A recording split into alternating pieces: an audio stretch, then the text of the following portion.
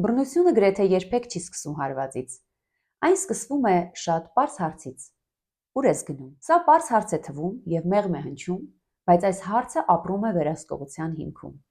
Եկեք խոսենք այն նշաններից, որոնք հաճախ ընկած են լինում բռնարար հարաբերությունների հիմքում։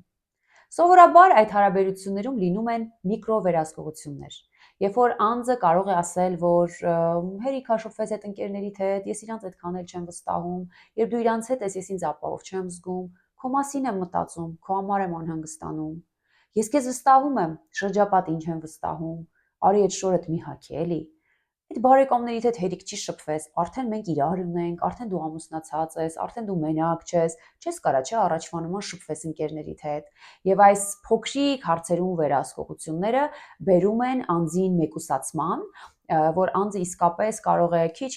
կտրվել իր կապերից, ասել, որ չգիտեմ, հավես չունեմ, հոգնած եմ, ինքը ուզում է, որ մենք ավելի շատ իրար հետ լինենք, եւ երբեմն այս առաջի կետը վերահսկողությունն էր, երկրորդ կետը հենց այս մեկուսացումն է։ Իսկ մենք գիտենք, որ բռնությունը դատարկ տարածք է սիրում, որտեղ չկա աջակցող միջավայր, եւ անձը մեկուսանալով շատ ավելի հեշտությամբ է դառնում բռնության զոհ։ Հաջորդ բանը հենց հոգեբանական գազլայթինգն է, երբ որ զուգընկերը կարող է դիմացինի մեջ առաջացնել մեղավորության եւ ամոթի զգացում,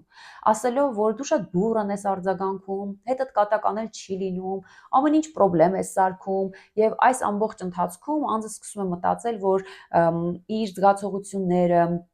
իր արձագանքման ձևերն ու կերպերը նորմալ չեն, ճիշտ չեն, իր մոտ մի բան այն չէ, եւ եթե անձի մոտ առաջանում է զգացողությունը, որ իմ մոտ ինչ-որ բան այն չէ, բնականաբար նա շատ ավելի հեշտ է դառնում կառավարելի բռնարարի կողմից։ Հաջորդ բանը մեղավորության զգացումն է, երբ որ անձի մոտ առաջացնում են մի հոգեվիճակ, որ նա ստիպված է ներողություն խնդրել ամենատարրական, նորմալ համարվող իրավիճակների համար։ Կարող է ներողություն խնդրել, որ դուրս է եկել ուղակի մաքուրոտ շնչելու, կարող է ներողություն խնդրել, որ տուն գալուց անմիջապես չի ասել, որ ես արդեն տանն եմ, այլ օրինակ օգտվել է լոգարանից, նոր է զանգել, ասել արդեն տուն եմ հասնում։ Եվ այսպիսի փոքրիկ բաների համար անընդհատ անձի մոտ մեղավորության զգացում առաջացնելը եւս կարող է բռնության ցուցիչ լինել։ Ընկերներ, անverջ կարելի է խոսել նմանօրինակ միկրո էլեմենտներից, որոնք լինում են բռնարար հարաբերություններում, բայց այս նկարահանման նպատակը այն է, որ եթե դուք աշխատում եք ընտանիքների հետ կամ ապրում եք նմանօրինակ հարաբերություններում, այս կետերին ուշադրություն դարձրեք,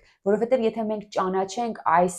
կարմիր դրոշակները, շատ ընտանիքներ կարելի է փրկել ի սկզբանե առանց թողելու, որ հետևանքները դառնան անդառնալի։ Ես Բաղրամյան 18-ում սպասում եմ բոլոր այն մարդկանց, ովքեր զգում են, գիտակցում են, որ իրենք գտնվում են բռնարար հարաբերություններում։ Զանգահարեք, գրեք, ես այստեղ եմ ձեզ համար։